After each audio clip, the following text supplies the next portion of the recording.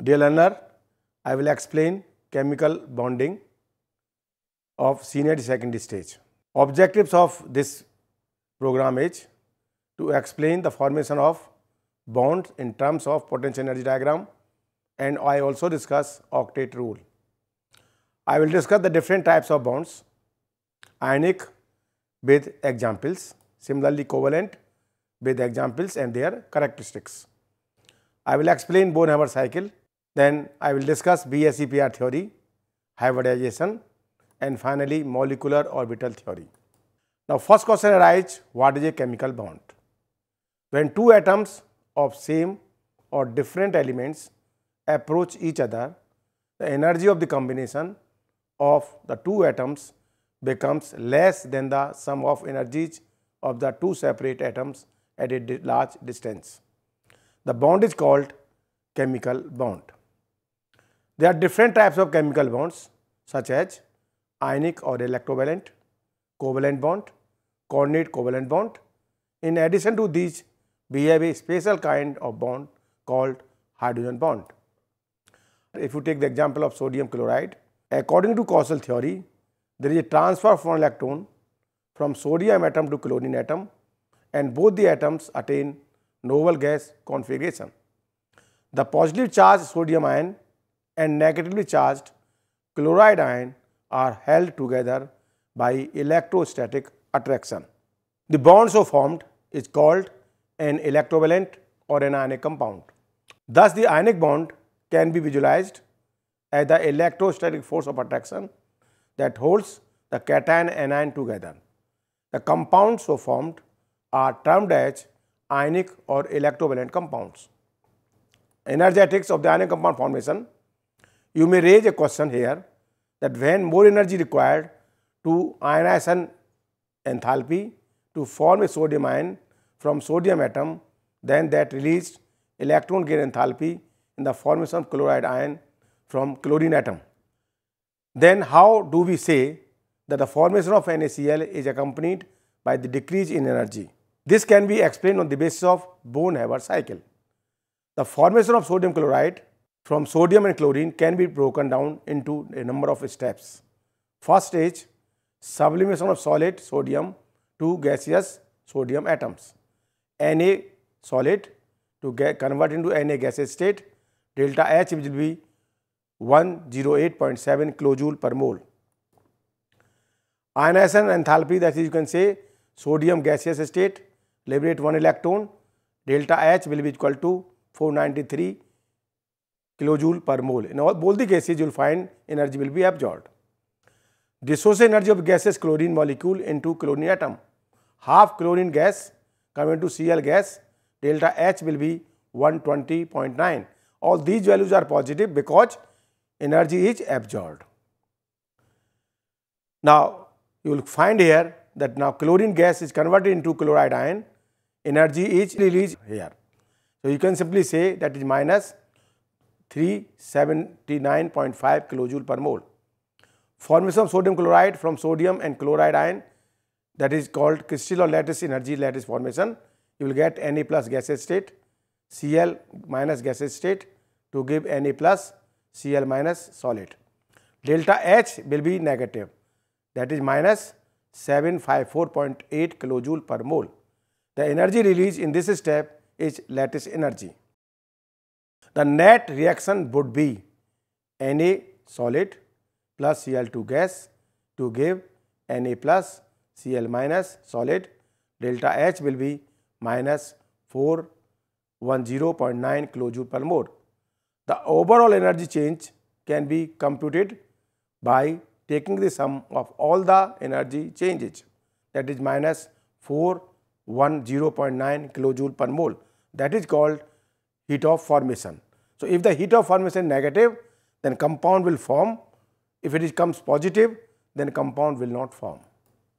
Now, you can see the Bohr-Haber cycle in the diagram form, where you can say that Na solid plus half Cl gas, delta H, that is Na plus Cl, that is called heat of formation, that is solid.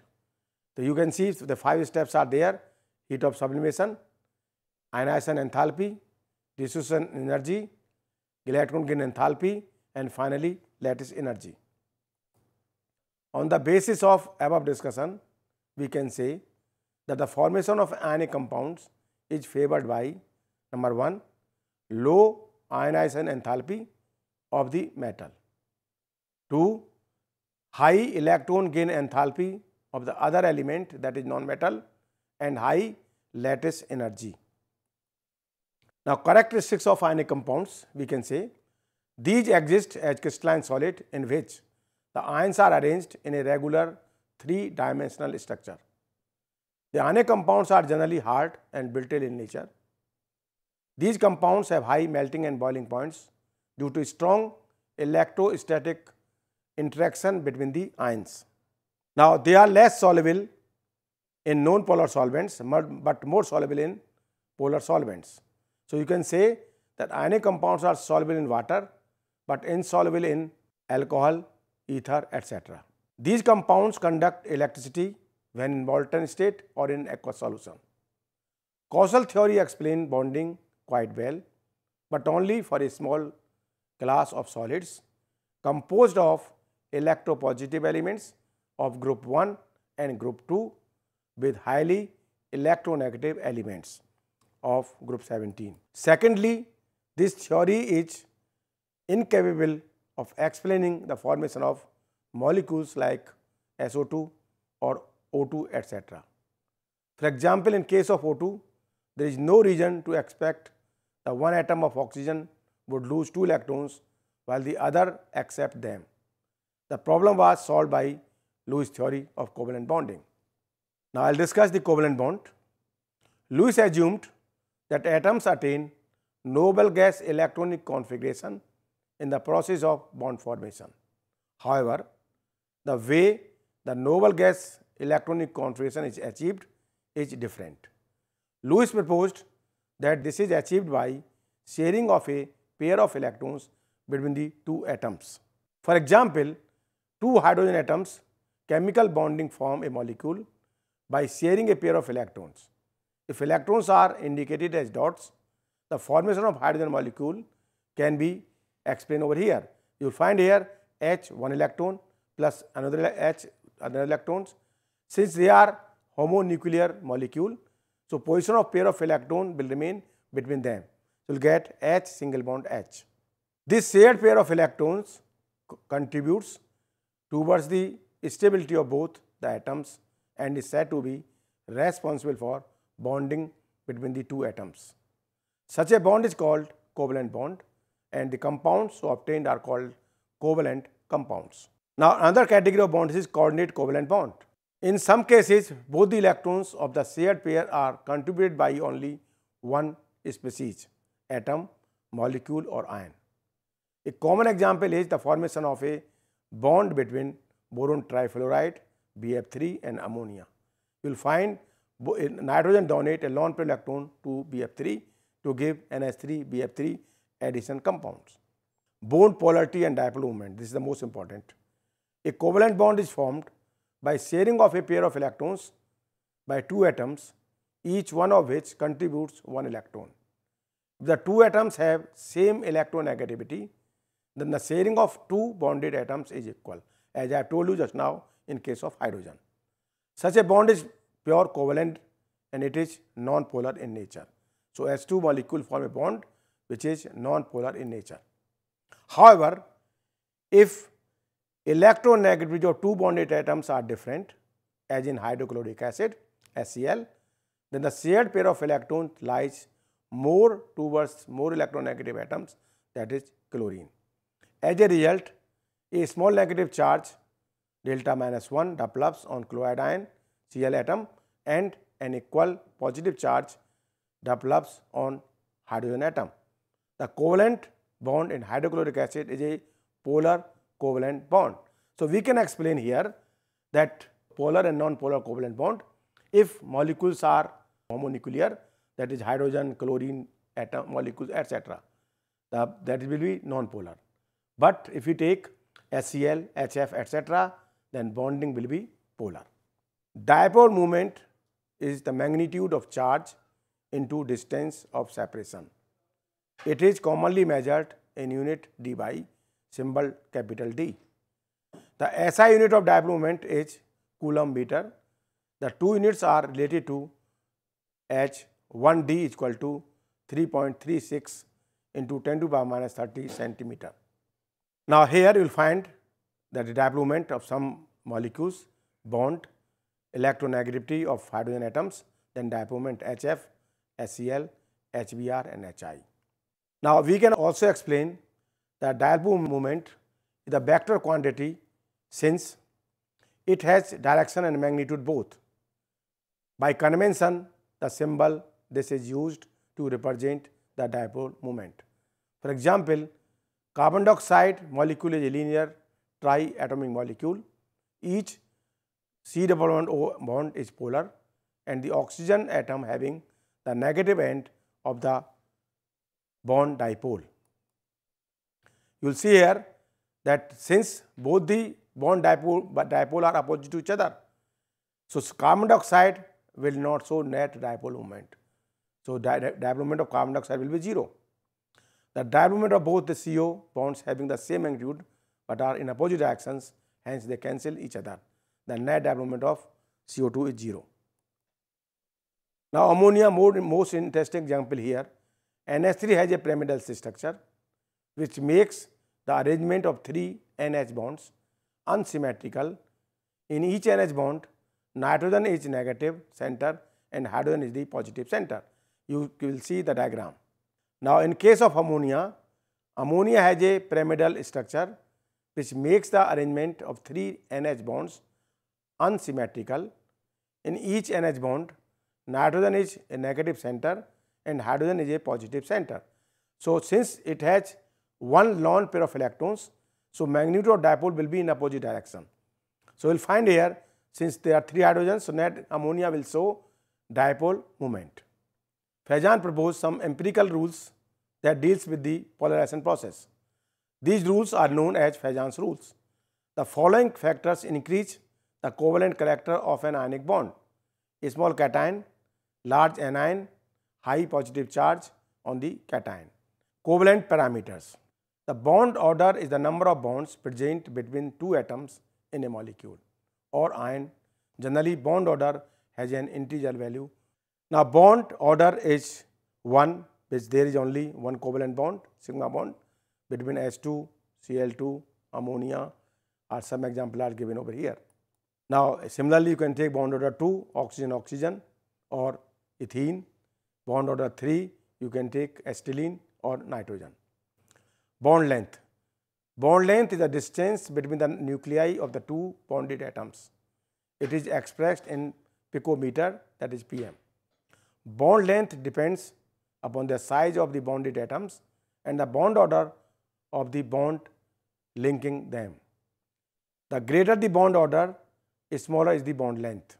Bond HH, HF, HCl, HBr, HI are given over here, that is 74, 92, 127, 141 and 160. Now bond angle, it is the angle between the two bonds in a molecule. Since covalent bonds are formed through overlapping of orbitals, it may also be defined as the angle between the two orbitals that contain bonding electrons and overlap with other orbitals of other atoms. You can see the picture here, that is the bond enthalpy. It is the amount of energy required for breaking one mole of bonds of a particular type in gaseous molecule.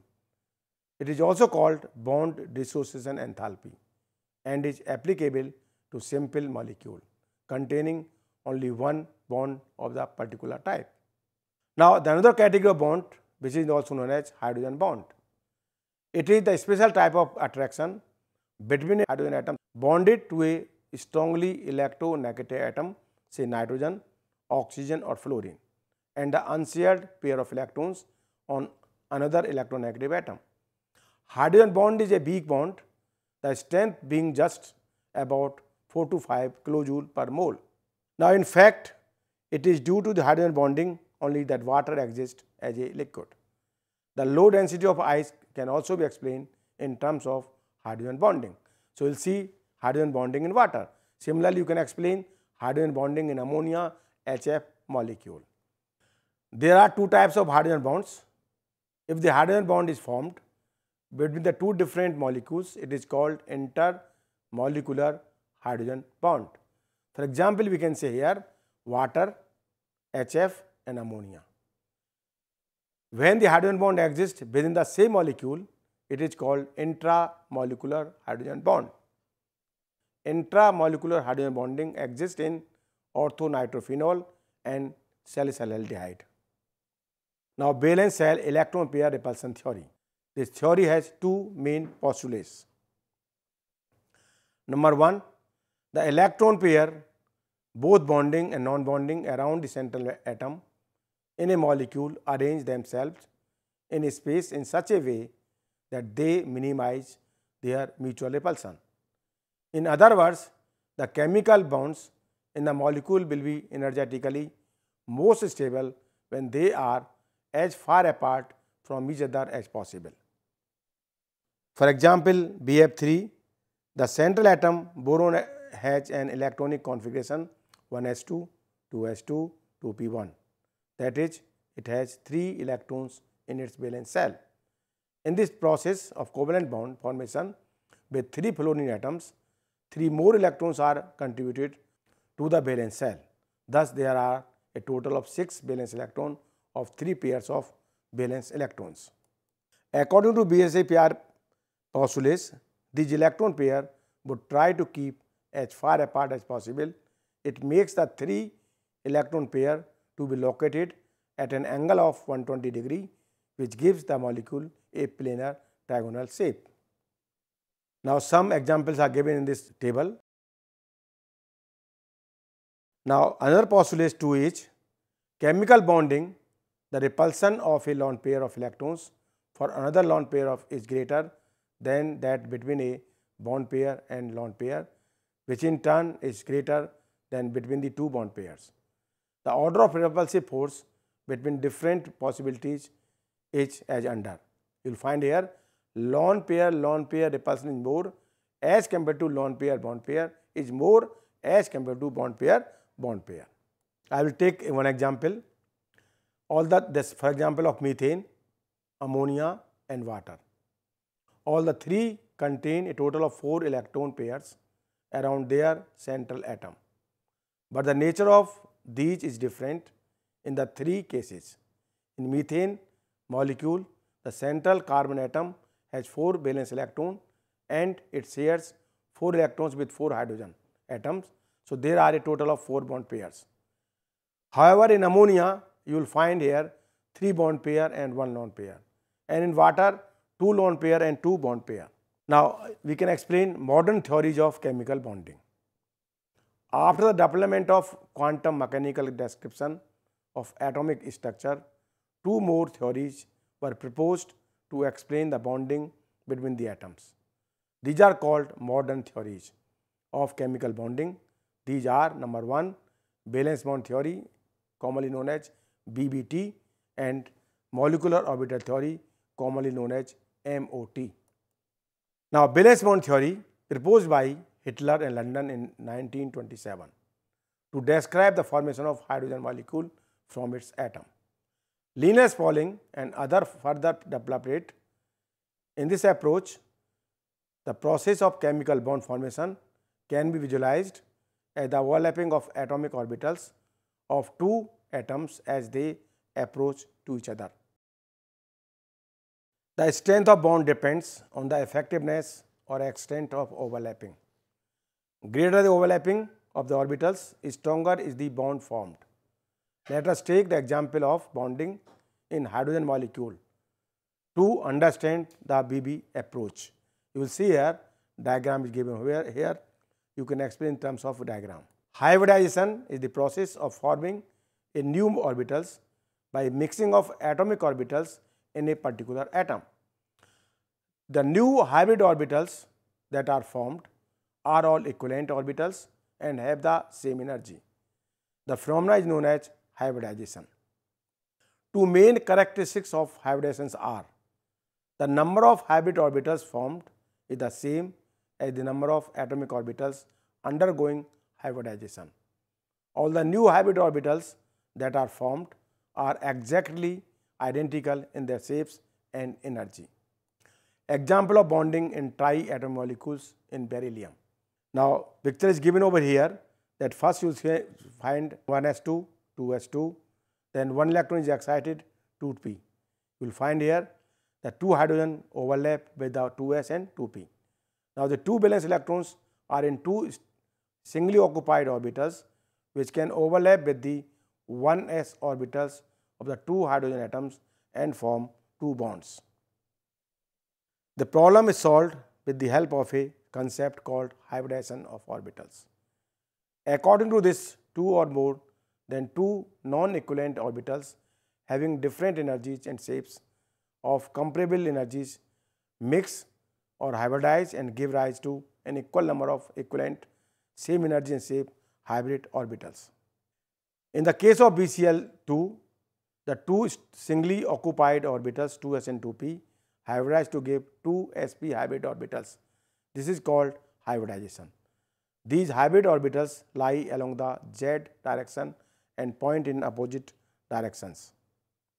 Now come to the resonance. Sometimes it is possible to write more than one Lewis structure of a compound that agree with the electronic configuration. We can write two Lewis structure for ozone molecule. Now I'll discuss here in some detail. See the structure of ozone. Ozone has one double bond and one single bond. So two bond lengths should be different, but it has been found that both the bond lengths are same. It means it has two resonating structures, so no bond is double, no single bond. It always has bond order, that is 1.5. So you can say all the bond order are same, so bond length will also be the same. So you can explain resonating structure of carbon dioxide, sulfate, etc. Similarly, we can, I just told you, we can explain the structure, resonating structure of carbonate. It has three resonating structures. Now we will discuss molecular orbital theory. Molecular orbital theory, that is MOT, was developed by F. Hunds and R. S. Mulliken in 1932. It describes bond formation as a result of overlapping of the atomic orbitals belonging to the constituent atoms. The overlapping region responsible for bonding is situated between the two atoms. It is localized. According to MOT, in the process of bond formation, the atomic orbitals of the constituent atoms combine to generate new types of orbitals called molecular orbitals. These molecular orbitals are created by linear combination of atomic orbitals, that is LCAO, approach in which the atomic orbitals of comparable energies and of suitable symmetry combine to give rise an equal number of molecular orbitals. The available electrons then fill these electrons in order of increasing energy, as in the Auer principle used in the electronic configuration of atoms. Now here you can see the hydrogen molecule. Now in case of hydrogen, 1s1 is the electronic configurations. So two atoms of N1s1 combine together. Since the electrons enter into the sigma 1s bonding molecular orbitals, so we can calculate bond order will be equal to half number of electrons in bonding molecular orbitals minus the number of electrons in anti-bonding molecular orbitals. Since in case of S2 molecule, both the electrons are present in bonding molecular orbitals, so S2 molecule will have single bond order, that is bond order is 1. So S2 will exist. However, if we explain the existence of He2 molecule, you will find that He2 molecule will not exist, because in case of He2 molecule there are 1s2, so 4 electrons are there. So 4s2 will go into bonding molecular orbitals. Now He2 molecule, you will see here the electronic configuration 1s2. So there are two H molecule, H atom combined together to form He2 molecule. So there are 4 electrons, 2 will go into bonding molecular orbitals and 2 will go into anti-bonding molecular orbitals. So if you calculate bond order 2 minus 2, it will be 0. So we can say He2 molecule will not exist. So you will find this question can be asked in the examination also. The molecular orbitals obtained by the addition of atomic orbitals is of lower energy than that of atomic orbitals are called bonding orbitals. On the other hand, the orbitals obtained by subtraction of atomic orbitals is of high energy and is called anti-bonding molecular orbitals. The molecular orbitals obtained here are symmetric around the bond axis, the line joining the two nuclei. Such molecular orbitals are called sigma molecular orbitals. The bonding orbital obtained above is denoted as sigma 1s, while anti-bonding orbital is denoted by sigma anti-bonding 1s. Here sigma indicates the type of molecular orbital, 1s tells about the atomic orbital involved, and star is indicative of the anti-bonding nature of molecular orbital. We write MO electronic configuration for molecule. The MO configuration of hydrogen molecule is given as 1s1 bonding molecular orbital. Now there two pictures are given over here. You can see hydrogen molecule is given, He2 molecule is also given, as I have already discussed to you people. Bond order I have already discussed. We may define a new parameter called bond order. Bond order, that is half Nb minus Na, where Nb and Na refer to the number of electrons present in the bonding and anti-bonding molecular orbitals respectively. For hydrogen molecule, the bond order will be 1. There is a single bond between two hydrogen atoms. Now these diagrams are given for fluorine and oxygen molecule.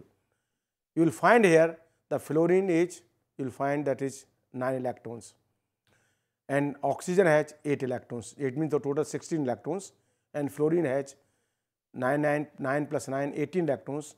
You can subtract the 4 electrons because 1s will not take part in the bonding. So oxygen will have 12 electrons to be accumulate here, and fluorine has 18 minus 4, that is 14 electron. We have to fill up sigma 1s, you can leave it, sigma 2s anti-bonding, then sigma 2p, then pi 2py is equal to pi 2z, then again pi 2py is equal to pi 2z, then sigma 2px. You can fill up this.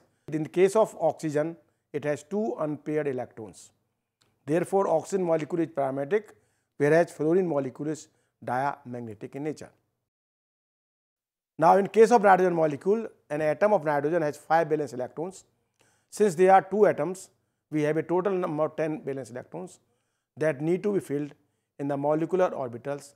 The molecular orbital electron configuration can be written as sigma 2s2, sigma anti-bonding 2s2, pi 2pz2, pi 2py2,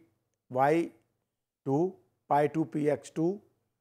Bond order will be half Nb minus Na, that is 8 minus 2, this will be 3. This means that in nitrogen molecule has a triple bond exists between the 2 nitrogen atoms. This means that in the nitrogen molecule a triple bond exists between the 2 nitrogen atoms. Magnetic nature, as I have already told you, molecules magnetic behavior depending on their molecular electronic configuration. If all the molecular orbitals are doubly occupied, the substance shows diamagnetic behavior. In case of one or more molecular orbitals are singly occupied, the substance shows paramagnetic behavior. So, molecular orbital diagram of oxygen I have already told you, with 12 electrons, valence electrons are 12, you fill up sigma 2s 2, sigma anti-bonding 2s2, sigma 2pz2, pi 2p y is equal to pi 2px 2 each, then pi anti-bonding pi 2px 1. Since it contains unpaired electrons, oxygen shows paramagnetic behavior. Thank you.